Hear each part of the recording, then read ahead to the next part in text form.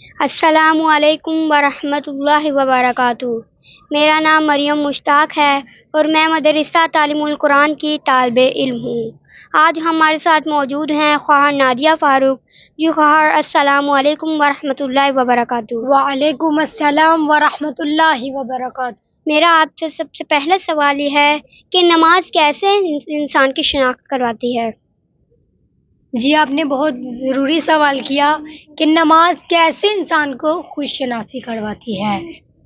تو رسول اللہ نے فرمایا، من عرف نفسہ فقد عرف ربہ، کہ جس نے اپنے آپ کی شناخت کر لی اس نے اپنے رب کی شناخت کر لی۔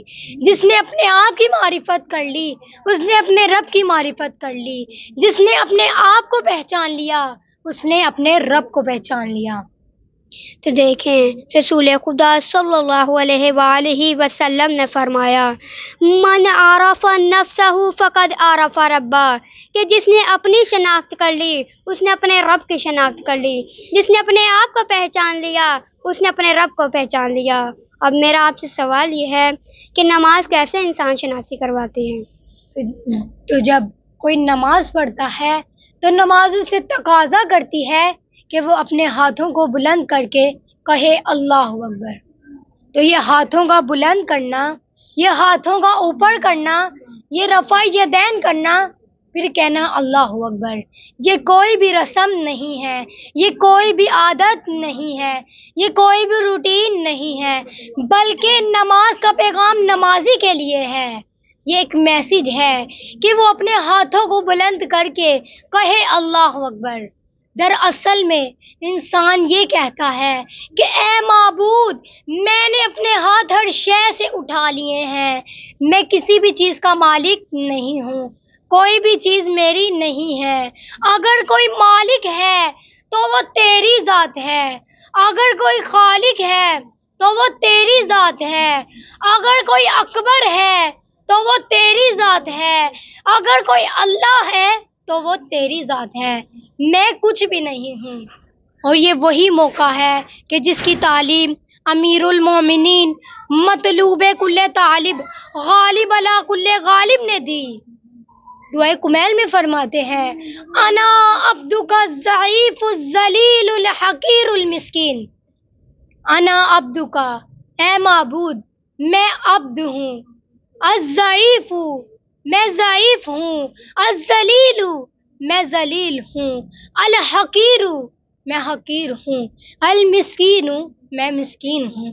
تو دیکھیں خواہر نے کتنا اچھا بیان کیا کہ یہ وہی وقت ہے کہ جس کی تعلیم مولا کائنات امیر المومنین مطلوب کل طالب غالب علی کل غالب علی ابن ابی طالب نے دی ہے۔ مولا علی دعائے کمیل میں فرماتے ہیں، انا عبدک الضعیف الذلیل الحقیر المسکین، کہ ان جملوں کا مطلب کیا ہے؟ یہ کس چیز کی شناخت کرواتے ہیں؟ تو ان جملوں کا مطلب یہ ہے، انا عبدک، اے معبود میں عبد ہوں۔ اس کا مطلب کیا ہے؟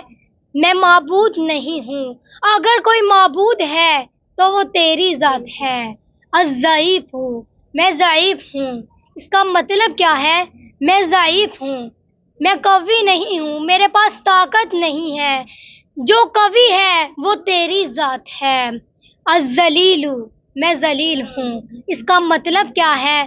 میں ذلیل ہوں، میرے پاس عزت نہیں ہے، اگر کسی کے پاس عزت ہے تو وہ تیری ذات ہے۔ الحقیر، میں حقیر ہوں۔ اس کا مطلب کیا ہے؟ کہ میں حقیر ہوں، میں غنی العالمین نہیں ہوں، میں غنی نہیں ہوں، اگر کوئی غنی العالمین ہے تو وہ تیری ذات ہے۔ المسکین، میں مسکین ہوں، میں بیچارہ ہوں۔ اس کا مطلب کیا ہے؟ کہ میں مسکین ہوں، میں لاچار ہوں، اگر کوئی قادر مطلق ہے تو وہ تیری ذات ہے۔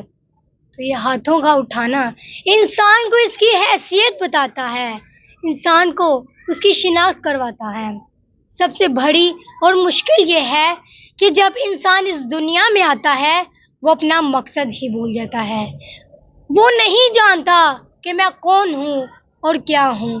جب وہ اپنی شناخت نہیں کر سکتا تو وہ اپنے رب کی شناخت کیسے کرے گا؟ اسی لیے تو رسول اللہ نے فرمایا من عرف نفسہ فقد عرف ربہ، کہ جس نے اپنے آپ کی شناخت کر لی اس نے اپنے رب کی شناخت کر لی. بس جس نے یہ جان لیا کہ میں کون ہوں اور کیا ہوں، اس نے فقط و فقط اپنے رب کو پہچان لیا. جی، خان نے بہت خوبصورت انداز سے حدیث بیان کی ہے. اسی لیے رسول اللہ نے فرمایا من عرف نفسہ فقد عرف ربہ، کہ جس نے اپنے آپ کی پہچان کر لی اس نے اپنے رب کی شناخت کر لی. جس نے اپنے آپ کو پہچان لیا اس نے اپنے رب کو پہچان لیا. تو بس جس نے یہ جان لیا کہ میں کون ہوں اور کیا ہوں، فقط و فقط وہ اپنے رب کو پہچان سکتا ہے. ہم کون ہیں، کیا ہیں، باخدا یاد نہیں. ہم کون ہیں، کیا ہیں، باخدا یاد نہیں.